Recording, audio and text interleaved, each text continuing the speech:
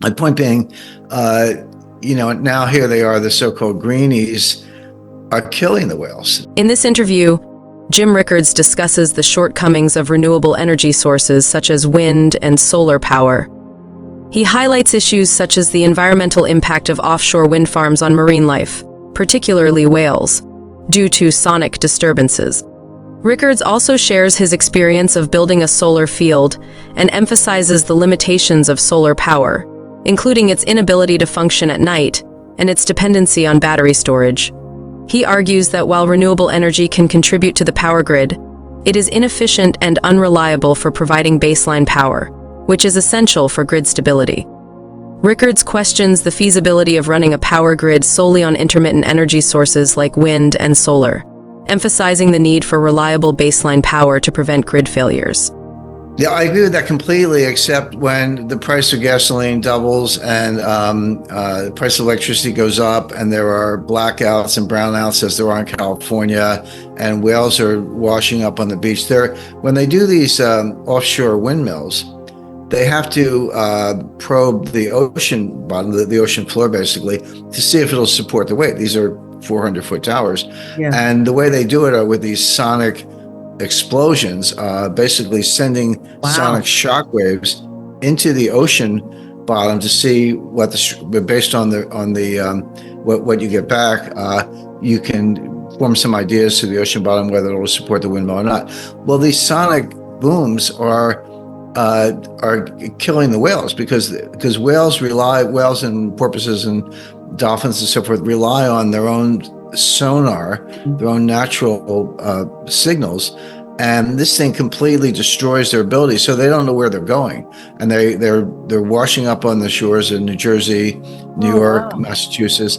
And I remember in the 1970s we were all supposed to do what we could to save the whales. And I like whales. I've been down to Antarctica recently, not far from Australia, and it's spectacular. By the way, just to kind of report in firsthand, the wildlife is thriving. The ice shelves are fine. The icebergs were taller than they're 60 feet high. They were taller than the vessels. Antarctica is doing fine. But my point being, now here they are, the so-called greenies are killing the whales in the name of windmills that don't work. And then leave aside the fact that windmills and solar are intermittent sources of power. I own the largest non-commercial solar field in New England. My contractor told me that. He said, this is the biggest project we've had that wasn't, a company or a municipality or something of the sort. So I know a lot about it because I built one. I built one because I wanted to prepare for the collapse of the power grid. It had nothing to do with the Green New Deal. It had nothing to do with the environment. I don't believe that there is a climate crisis or an existential crisis or anything of the kind. However, independently, I could see a collapse of the power grid, and I wanted to have my own power grid. So it had nothing to do with the environment. Okay. Everything to do with being able to carry on and make margaritas or daiquiris or whatever in a world without power, because we have our own. But my point being, I learned a lot about it. You would if you did something like that. And the first thing I learned is they don't work at night. I mean, obviously you knew that, but what you have to do is you have to have adaptive behavior. It's like, okay, if I'm relying on that, and I have a master switch I can flip to the grid, but there are no points of contact. If you have points of contact between your solar modules and the state power grid, they can drain your power, and they will. They will in a crisis. So it's but there are no points of contact. But I can go from one to the other. But when I'm on solar, you say, if it's a sunny day, I got more than enough power, so use it or lose it. And by the way, you don't run off solar modules. You run off of batteries. Yeah, solar modules charge the batteries, and you drain the batteries to run the house. So if it's sunny, you get the washing machine, the dryer, and the dishwasher and the vacuum cleaner, get all that stuff going.